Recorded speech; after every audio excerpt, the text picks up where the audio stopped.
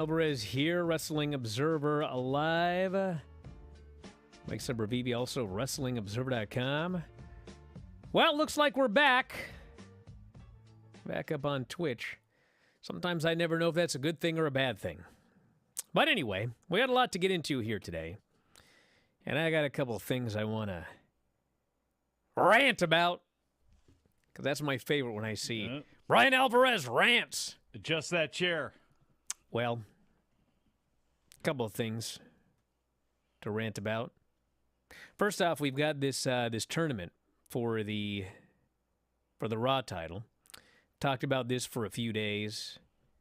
You know, there's a new Raw championship, but the title, you know, they're having Raw and SmackDown people in the tournament, right? Yes. We're all on the same page? Yes. All right. I'm trying to find the actual tournament brackets here. Not that it really matters. All right, here we go. So, you know, this is the tournament brackets. We had Raw last night, which had Seth Rollins, Finn Balor, Damian Priest, The Miz, Shinsuke Nakamura, and Cody Rhodes. And then for SmackDown, we had Austin Theory, AJ Styles, Bobby Lashley, Rey Mysterio, Edge, and Sheamus. That's the SmackDown tournament. So if you missed Raw last night, we already know who's the finalist. It's Seth Rollins, because they did a three-way at the beginning of the show, a three-way in the beginning of the show, and then, you know, those people faced off in the main event for the finals of the entire first round. The first round is all over. Seth Rollins is the winner. So then on SmackDown, they're going to do the same thing. 2 3-ways, and then they're going to do another 3-way. And then at the end of the show, the 2 winners are going to face off, and we're going to know who's on the other side, okay? So yesterday, I asked the question, dude, like, we have 3 weeks until the Night of Champions. We have literally exactly enough time to do one match this week on Raw, another match next week on Raw, the finals 3 weeks from now on Raw. Then we know who the Raw guy is. And same thing on SmackDown. We could do the first round this week, the second round next week, the finals the week after, and, you know, the go-home show for Saudi Arabia. We'll know the SmackDown guy. And then, you know, we got content for every single one of those shows. And, you know, somebody there yesterday texted and go, do you really not know why they're all being done this week? And then I got thinking. And of course, you know, there's competition, strong NBA competition, if I recall correctly. I'm not a sports guy, but there's strong competition. And that competition destroyed the SmackDown rating on Friday night.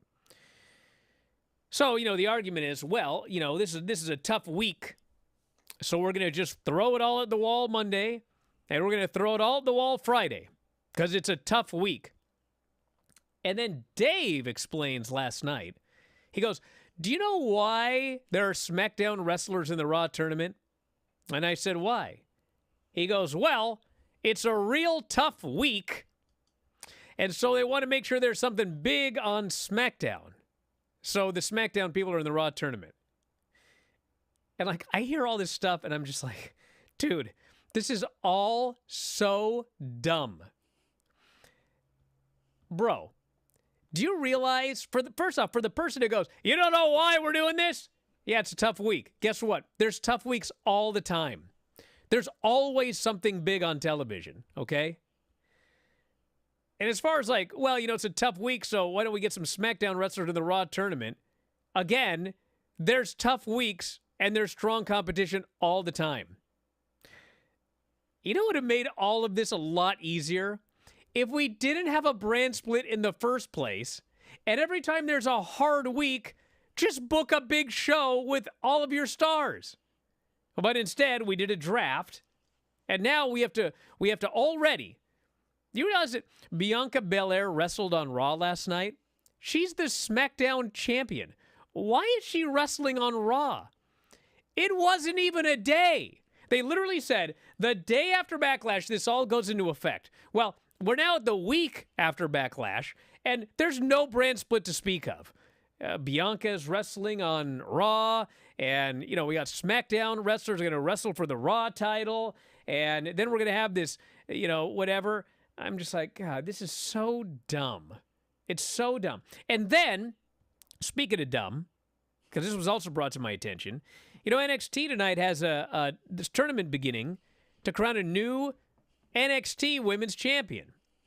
Because you see, they had an NXT Women's Champion, and she's going to the main roster, so she had to vacate her championship. Now we have a tournament.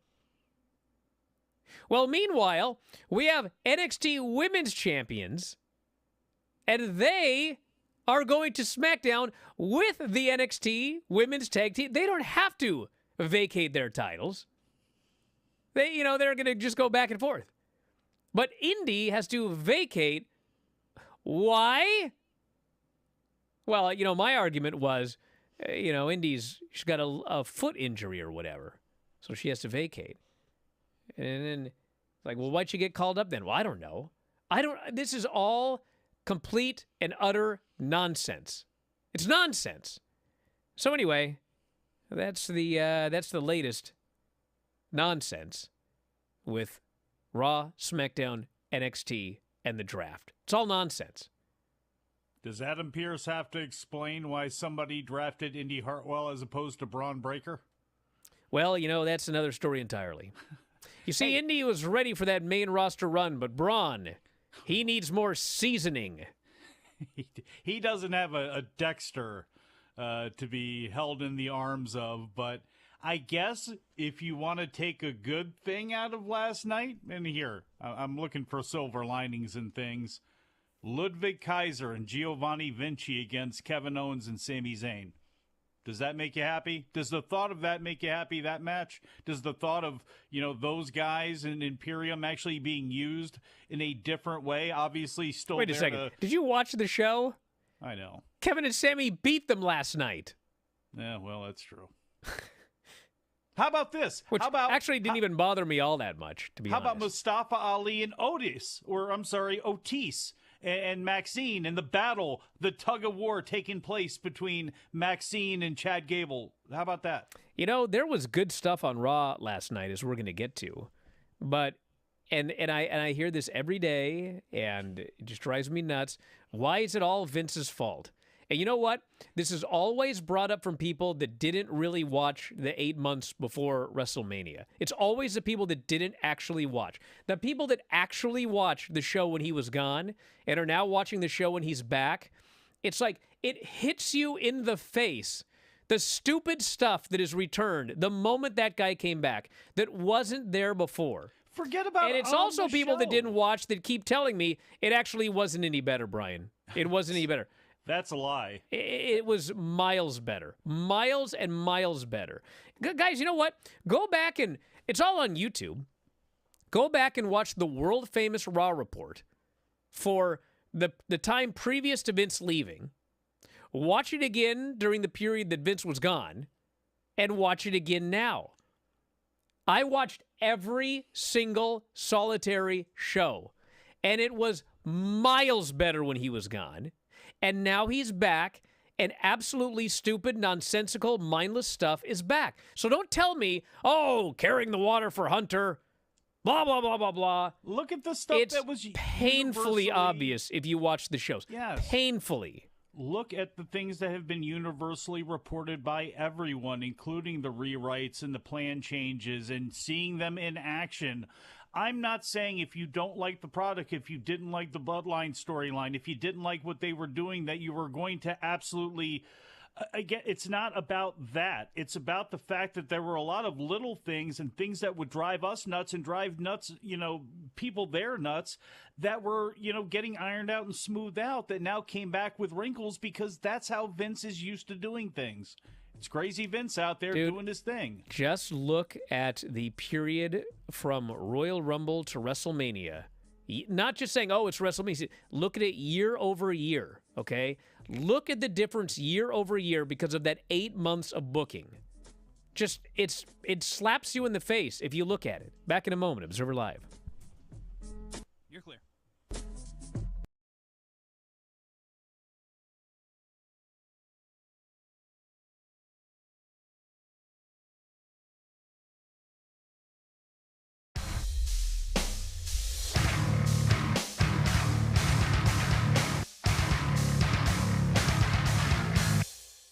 There's 1, 2.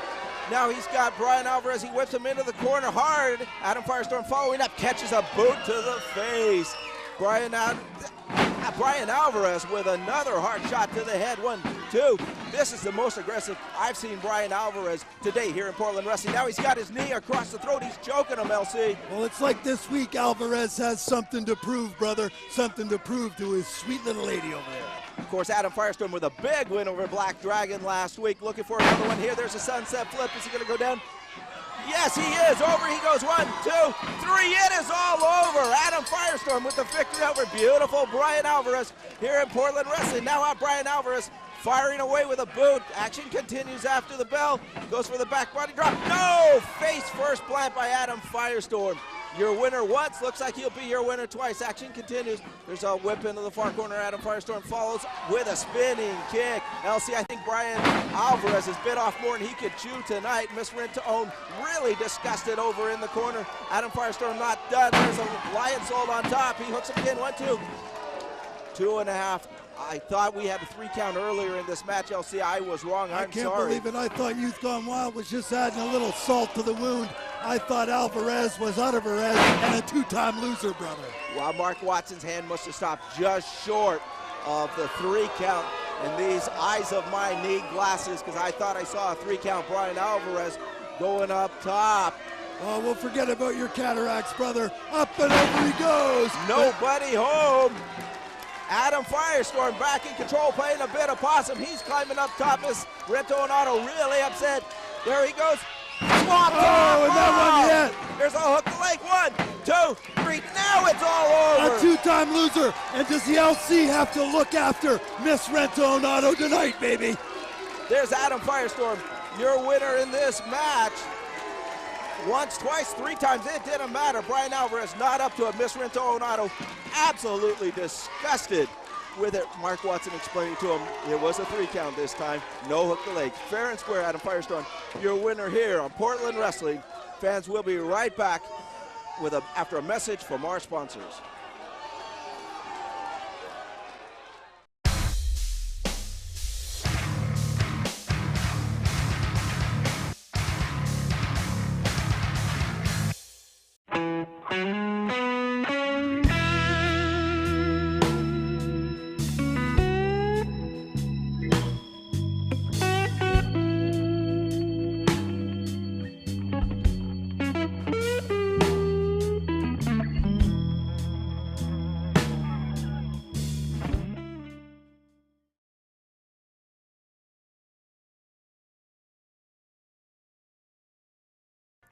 I got a correction here, which this is everything you need to know about all this. Bianca wasn't on the show last night. Rhea was on the show, and Rhea is out there with a blue belt and advertised as the SmackDown Women's Champion. That's what happened. The SmackDown, the actual SmackDown champion was not on the show. That's Bianca. But the person who is called the SmackDown champion, who is with Raw, is on Raw. Got it? Which, by the way, I got a question for you, okay? When it comes to stupid, which is more stupid, okay? The SmackDown champion and the Raw champion, when they switch brands, okay? Because Rhea was on SmackDown as the SmackDown champion. Bianca was on Raw as the Raw champion. They both got drafted to different brands. Got it? Okay. So now, which is more stupid? If Rhea and Bianca have to get in the ring and swap belts. So for those of you in charge of updating title histories on Wikipedia, you got to just try and figure all this out, because now they've each got an extra title reign, even though they didn't do anything except exist. Which is more stupid? Swapping the belts, okay? Or not swapping the belts. And so for the next year, the SmackDown Women's Champion wrestles solely on Raw, and the Raw Women's Champion wrestles solely on SmackDown. Which is more stupid? There's like no non-stupid option here because of this draft. And it's like you're going to do one or the other, and either of them is dumb. Or, what you could do is say, we are officially rebranding them to the Women's World Champion and the Women's WWE Champion. And you're done. Right? Make new belts. Get rid of these colors. That's the only non-stupid way to solve this problem. But I'll bet you anything, because they like to make things difficult, they will choose a stupid solution, which is either SmackDown is the home of the Raw Women's Champion, and Raw's home of the SmackDown Women's Champion, or they swap belts and start over again with an extra title reign on their record. Yeah. We need a 20-minute segment that will take place at some point during the show on one of the shows where we have Bianca out there with Rhea, and we have tension taking place, and then we have Natalya come out, and then we have, who knows, EO come out, and then we have some sort of situation that leads to a match. But that's what's going to happen. They're going to end up doing some sort of belt swap because they have TV time to fill, and that's what they do. Pretty much that simple. It's not like they're just going to hand out the new belts and go, well, hey, we have... Actually, you know what? They may. Maybe they're on a new belt-making kick, and they want, women's belts to kind of match up with this new type of belt that they have with the world title, and they decide to break out 2 new belts. Maybe they do go ahead and do that option, but they're going to do it in a way where their 2 are facing off face-to-face on TV, because that's what they do. Speaking of new belts, this doesn't really bother me, but I just thought about it. So if Roman Reigns is the, undisputed Universal and WWE champion. Yes. And he's been walking around with 2 belts because he holds the Raw and SmackDown belts. Yes. And they have now decided that he is so unstoppable that he is going to remain the undisputed champion. And we're going to make a brand new belt for the other show. No. That's what they're doing. No, they're disputing it. Well, it's beside the point. They're making a new belt for Raw, and he's walking around with 2 belts now that they refuse to split for SmackDown. Oh. Why don't you just make him 1 new belt? Why is he still walking around with 2 belts? I know the answer. Cool, it's like because we want to out. sell a bunch of stuff. You got to have the complete set and everything like that. But anyway, who cares? So, you know what I do like, believe it or not? What's that? I actually kind of like the brackets for this NXT Women's Tournament. Okay? Really? Yes, because this is what they're doing, all right? One side, I should have the actual brackets in front of me. I made a big mistake. Well, I've got the names here, but the way the brackets are set up is actually the most interesting thing about it to me. Can we put the TR on Tiffany Stratton at the end? Let's just get to that. This is one side of the bracket, okay? And actually, I'll give you both sides. One side has Gigi and Tiffany and Roxanne versus JC Jane. And the other side has Lyra versus Kiana and Fallon versus Cora Jade, okay? So, granted, they could have, winners that end up facing each other that aren't feuding. But Gigi and JC are on the same side and they're feuding. Tiffany and Roxanne are on the same side and they're feuding. Lyra and Cora are on the same side and they're feuding. And Kiana and Fallon are on the same side, so they are feuding. So literally, unless you want to just totally mess it up, where, Lyra wins and Fallon wins, so then you have Lyra and Fallon facing off, which is like, who cares? Or maybe, Tiffany and JC win and then they face off and it's like, who cares? Or, the first round's either going to end up Gigi and JC, who are feuding, or Tiffany and Roxanne. And then the winner on the other side will either be Lyra and Cora, who are feuding, or Kiana and Fallon. So they could, deliberately give you the 2 matches you don't want to see, or the way the brackets are set up, you could end up getting a whole bunch of matches they've been building up that, in theory, you want to see. I actually don't want to see Gigi and JC ever again because they're cursed together. How about 1-1? How about Tiffany Stratton against Roxanne? And how about Lyra against Fallon, where Kiana or something happens at the end where, that's what, she helps Lyra somehow get the victory, even though Lyra won't realize it. And then you do could it that way. Because, again, I don't think anybody besides Tiffany Stratton is winning this. It's either going to be her and Roxanne. So Tiffany going over Lyra doesn't seem like that far of a stretch. Well, I think Tiffany should go over, honestly, if I were booking this, I'd probably have Fallon? I'd probably have Tiffany beat Fallon with Kiana screwing Fallon or something like that. But, I mean, if you wanted to, you could literally do the same thing on both sides, which is JC costs Gigi, Gigi costs JC, Cora costs Lyra, and Lyra costs Cora. You could do that. Lyra and then Kiana screws draw. Fallon in the end. You could have someone screw somebody in every single match in this tournament if you wanted to. And we will, and we're going to have some sort of emotional reaction where somebody's going to have a heart-to-heart with Shawn Michaels later on in the show. Oh, man. I just hope they never take Booker T off commentary. That's what I'm hoping. SmackDown got killed. 2.059 million viewers. Lowest viewership for a Fox airing of the show since last August. And that was a draft show that they did there. 0.52 in 18 to 49, down 25% from last week. Lowest rating for the show since November 4. Show went head-to-head with an NBA playoff game on ESPN.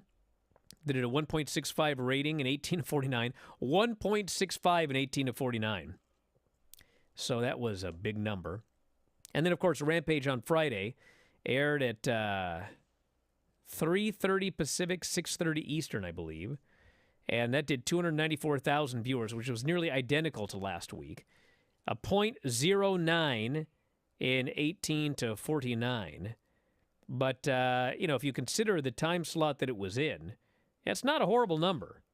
Would I ever air it in that time slot again? No. Not on purpose. No. But, yeah, there you go.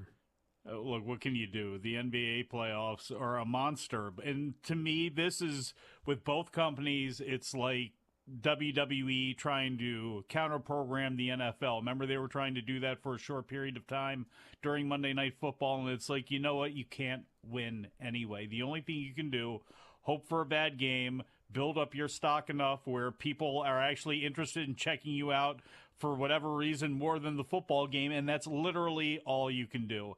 And same thing goes when it comes to the NBA. People are going to make fun of each other's ratings on the people that plant flags on both sides. Who cares about any of that? It doesn't matter. These types of, again, you can't win. When they are shifting you out of your time slot over and over and over again, you can only just hang on and do what you can do. When it comes to the WWE, those people can't make fun of Rampage and Dynamite because you look at the percentages that are getting taken out of Raw and SmackDown, and then a lot of times it's the same. It just obviously looks much worse for AEW because it's far less fans. We've also got a pay-per-view caliber card for Dynamite. Jon Moxley and Kenny Omega in a steel cage bloodbath will be taking place. Orange Cassidy will defend the international title against Daniel Garcia. The House of Black, this one I don't get. The House of Black defends the trios titles against Bandito and the Best Friends, even though the Acclaimed and Billy Gunn won the trios battle royal last week. So I guess presumably they'll just be getting the shot at the pay-per-view. We have Anna Jay versus Julia Hart in a no-holds-barred match. We have Claudio Castagnoli versus Rey Fenix. If Rey Fenix beats the ROH champion, he will challenge Claudio for the title. And if Claudio beats Rey Fenix, one half of the tag team champions, then Claudio and probably Wheeler will be facing Rey Fenix and Penta for the tag team titles. It is a double Jeopardy match. FTR will respond to Jay Lethal's challenge. Wonder what they'll say. And we will hear from Christian Cage. I realize it wasn't a number one contenders match. My question is, why did they have the match and have one team beat all of these other six-person teams, and then those people aren't getting a championship match? That's my question. Why? Back in a moment. Observer Live.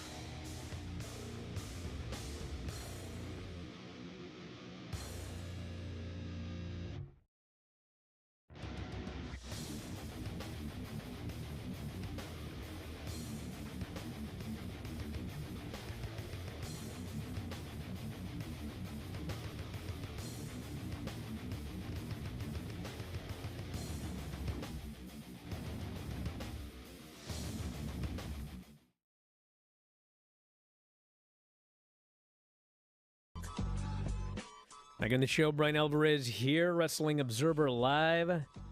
Mike Sempervive, also of WrestlingObserver.com. It has got to be good to be the type of size you were where you could go on the Big Mac diet because you actually needed to bulk up and throw on a whole bunch of weight. Mike's talking about the videos that are airing during the break here. And, hey, listen, if I could do it all again, I wouldn't have done that. It was a waste of time. I got real. What, your wrestling career? I got really large. Oh. And then, the diet. One day I found out I was exceedingly fat. What? And by whose terms? Your own or by? Well, yeah. I mean, listen, some of you are big, but you're also big, okay? I was small and I got big, okay? So you think if you guys, I got like a 6, I forget what my wrist is like 6.5 inches or something like that. I do not have I am not large boned, okay? I've got a very, very small frame. And it took an incredible amount of eating. And then I learned from, the heck was that guy's name? Ole Olsen, who I think may have been juiced up when he was giving me this advice. When he goes, you eat as much as you can until you're totally stuffed. And then you have a weight gain shake with whole milk. Like that Mega Mass 2000. Yeah. And so, and you lift weights, obviously. But I got big and strong and very fat. And I was working at a gymnastics place. And I've told this story before, but there's a move where you essentially you cast on the bar, and you cast, and then you put your feet on the bar. It's called like a birdie perch. And then what me and my buddies would do was we would do the cast, land on the bar, and then we would, do a back tuck off the bar into the foam pit, okay? And, one day I went to do the cast birdie perch, and I could not get my legs onto the bar because my fat gut got in the way. My gut literally got in the way of my legs. And I tumbled face first the wrong way over the bar. I almost killed myself. And, of course, all the gymnasts were there laughing. That was a good one. And so, that's when I realized, brother, because, when you're getting big, it's easy to fool yourself, okay? Because I was also deadlifting. I was doing like deadlift, squat, and bench. I was trying to just, lift really heavy weights. Yes, and muscle weight, too. And I got really strong. Yeah. Like at my peak, I deadlifted 400, I think it was 400 pounds. I don't think it was more than 400. How much did you weigh? 195. Oh. But I had a heavy, I could do a 1 rep 400-pound deadlift. And so, my pants, I'm like, God, I have to fix my belt. And I kept telling myself, it's because of those deadlifts. My low back is getting so powerful and thick that my belt, I need to, go a couple the other way on the little buckles or whatever. Look at those yams. Yep. And, you tell yourself all this or that. I'm just getting really muscular. And then one day you just realize, no, you just got really fat. That's not water weight. Yes.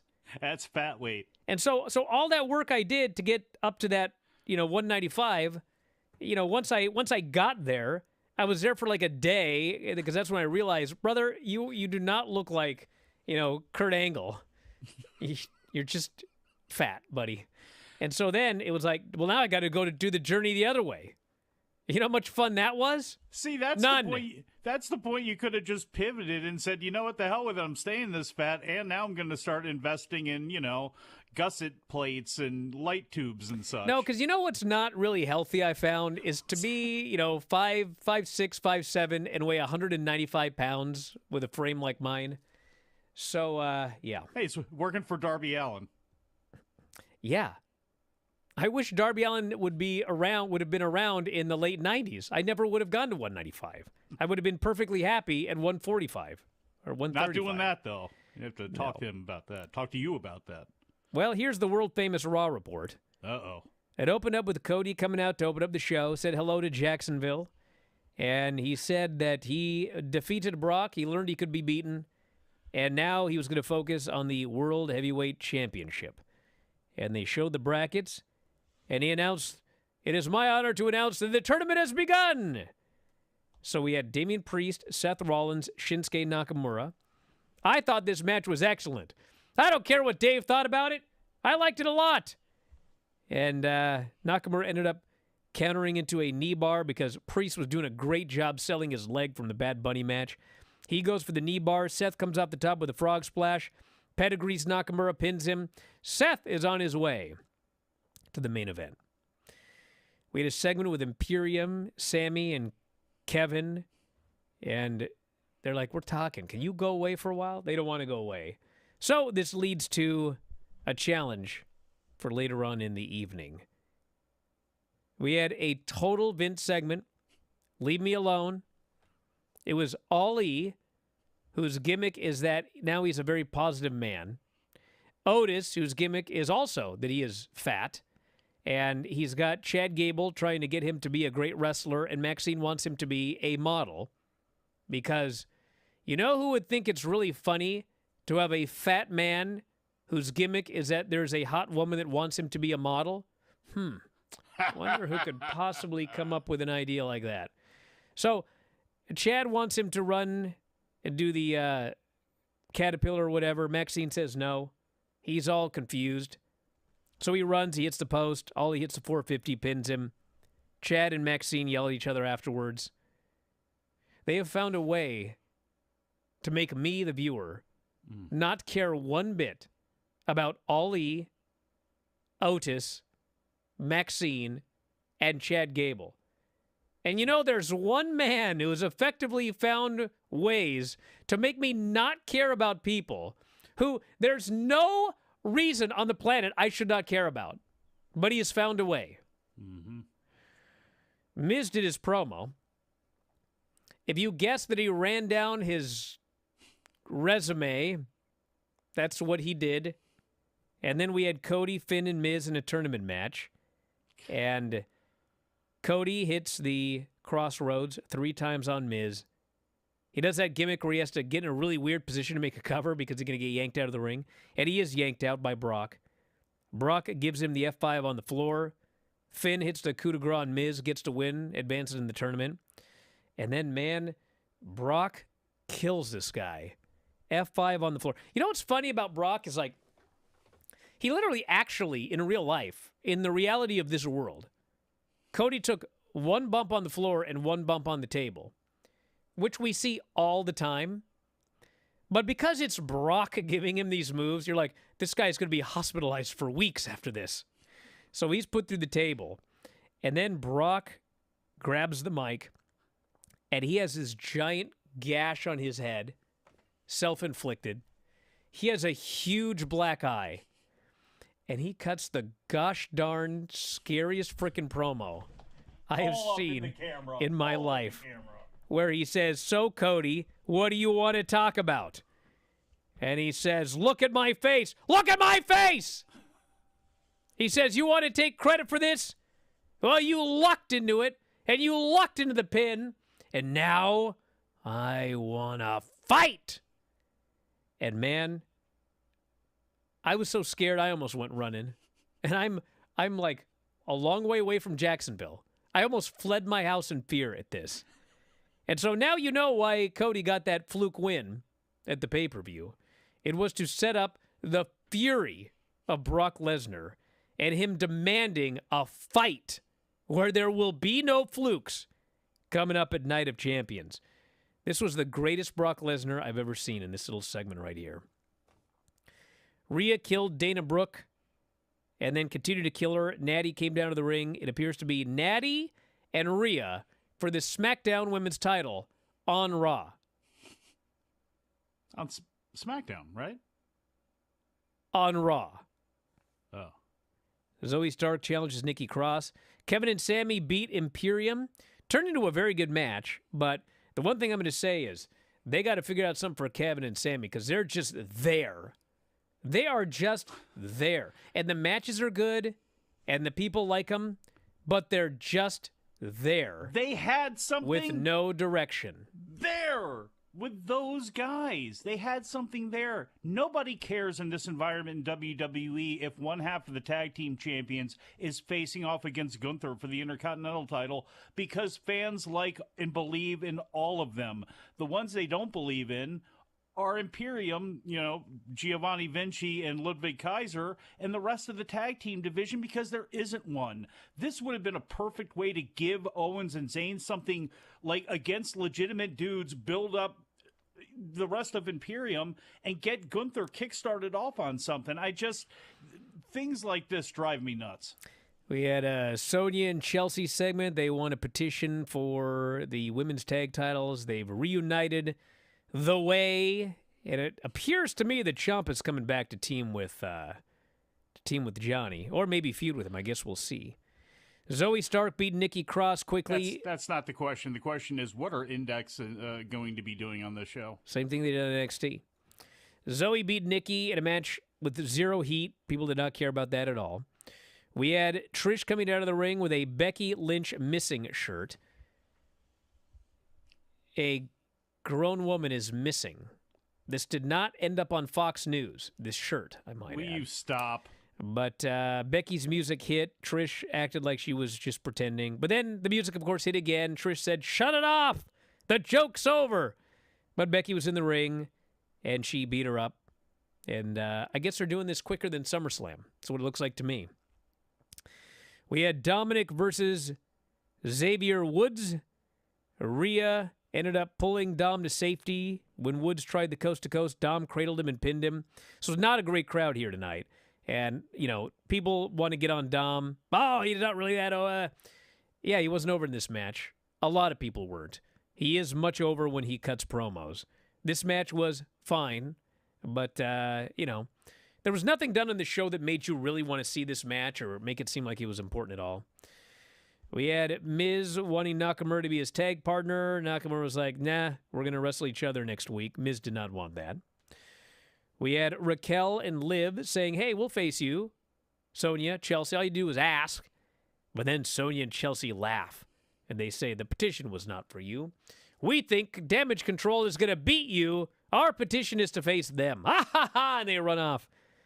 A lot of laughing heels. Cody does a promo. This is the second time Brock has attacked him from behind for no reason. He thinks Brock is jealous that he's the man now. And he says, if Brock wants to fight against my better judgment, I accept. And it's on for the show. And then the main event was Finn and Seth Rollins. Had a good match. And the finish, Seth had a one-arm pedigree. They actually replayed the spot from 2016, except this time Finn gave him the buckle bomb into the barricade. Seth did not tear his labrum, but he sold his shoulder. And finally, he hit a one-arm pedigree, but he didn't have two arms, so Finn kicked out. And then he tried the stomp. Balor tried a cradle. Seth countered with a boot to the face. Regular stomp, pinned him. So Seth Rollins is going to the finals for the Raw World Heavyweight Championship. Imagine if a SmackDown guy won that tournament. Wouldn't that be funny? Back in a moment. Observer Live.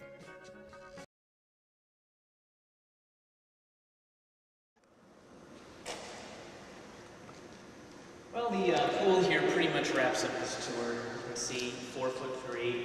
Actually, pretty nice pool, but I got the movie room, I got the basketball court, I got the view, and the whole thing is, on a day when I'm stressed, and God knows today was a stressful day, Vince, this is a place that I go at the end of the day to relax, because there's nothing better than taking a good swim after a long, dare I say, dirty day.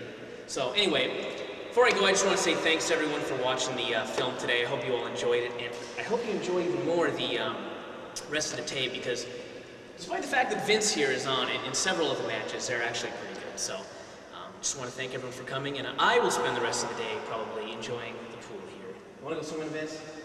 We gotta go back to the shorts there.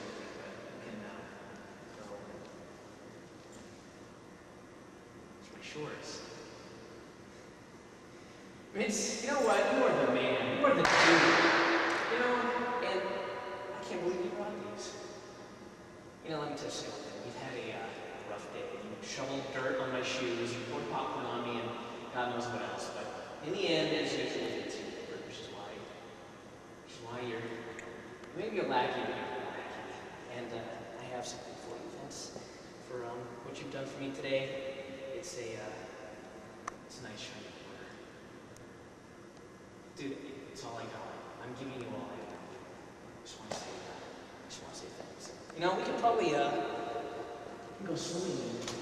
Is that a cheeseburger wrapper? Miss, is that a cheeseburger wrapper there? You threw a cheeseburger wrapper in a pool. Get it out. Cool. Yes, okay, yes, good. Hey, the thing right here.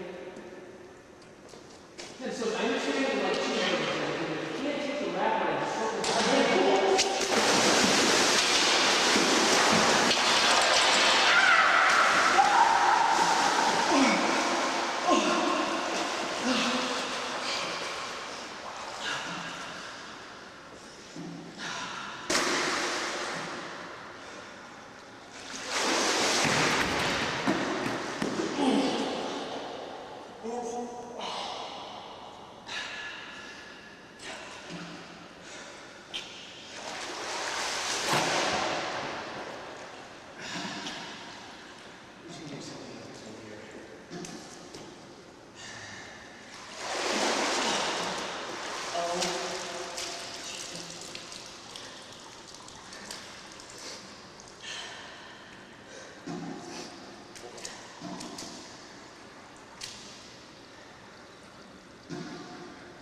Brought a towel with you as well. Oh yeah, thanks.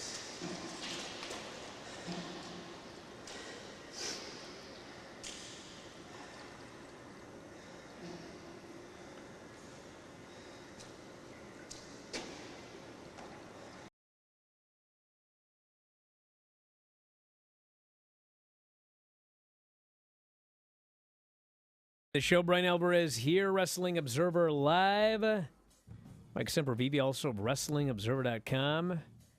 Yep. That one right there, pretty heavy. Oh, yeah? Yeah, that's when Vinny threw me into the pool. Second time, I might add.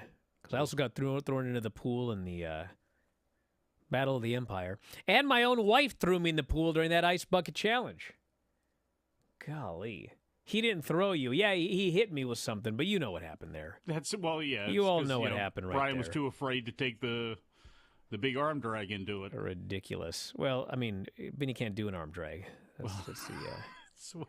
That's why you should have actually had the slip and slide where he just could have chucked you down and the kids could have thrown stuff at you. Then you hit the pool. Well, at that point, I didn't have kids, you know. That was a long time ago. Okay, maybe your uncle could have thrown a lawn chair at you as you went sliding down it. This person says, this is a conspiracy theory, but I feel like Cody was supposed to win at Mania. Replace the two belts with one that looks more like an old-school world title to go with his I am a pro wrestler thing, and then this Brock feud would make sense if it was over the world title. Listen, I don't know, but that wouldn't surprise me in the least. Oh, come on. What? Oh, come on. No, really? Yeah. Well, I mean, by conspiracy theories, that's, that's dude, more believable. They commissioned the belt. That doesn't mean they commissioned it to be a third world title. It means they commissioned a belt. Cody could have won. You get rid of those two belts. In fact, if I recall correctly, wasn't there something before Mania where Cody did an interview and talked about how he'd like a different belt or something? Somebody tell me if that's true or not, because that would lend credence to this theory here. You have the big gold on there like his dad did and Ron Garden and whatnot. Hey, we're out of time, brother. 2 Pacific, 5 Eastern, Bryan and Lance Q&A, Twitch, and YouTube. We'll talk to you next time. Wrestling Observer Live.